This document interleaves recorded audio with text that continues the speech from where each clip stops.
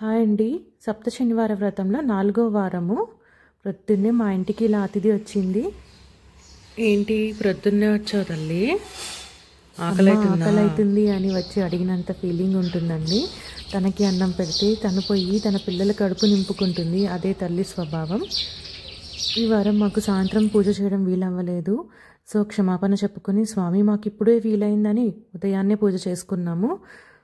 మధ్యలో లేచి పూజకు డిస్టర్బెన్స్ అవ్వకుండా ముందే పూజ స్టార్ట్ అవ్వకముందే అక్షింతలు, పూలు, పసుపు, కుంకుమ, గంధము, అష్టోత్తరాలకి సరిపడా పువ్వులు, అన్నీ మ్యాచ్ బాక్స్ అన్నీ రెడీగా దగ్గర పెట్టుకొని కూర్చొని ప్రశాంతంగా ఎటువంటి డిస్టర్బెన్స్ లేకుండా పూజ చేసుకోవాలండి. ముందుగా గణపతి పూజతో ప్రారంభించి ఆ స్వామివారి 5 కథలు చదువుకొని మంగళహారతి ఇవ్వాలి.